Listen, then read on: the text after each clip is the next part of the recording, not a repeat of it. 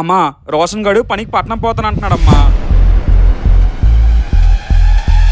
ఏం అవసరం లేదు, ఇక్కడ పని లేవా బతకడానికి? పట్నం పోతానంటున్నావు.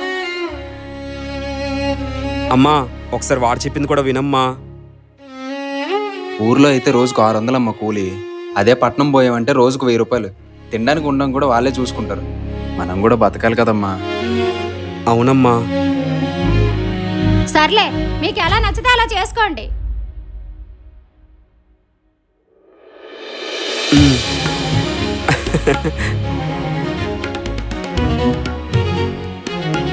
అరే జాగ్రత్తగా ఉండరా, అక్కడ ఎవరితోని గొడవలు పెట్టుకోక.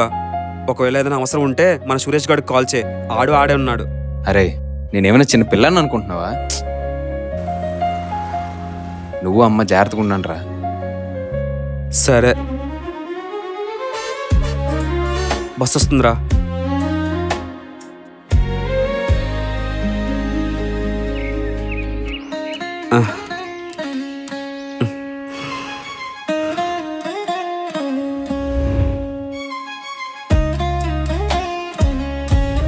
ఆడు లేక ఏదోలా ఉంది.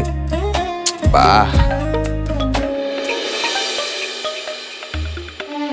హలో చెప్పరా. ఎట్లున్నావురా? అంతా క్షేమేనా? బాగున్నాను రా. ఇదిగో ఇక్కడ రెస్టారెంట్లో జాయిన్ అయ్యా. అమ్మ నువ్వు ఎలా ఉన్నారా? నేను బాగానే ఉన్నాను రా.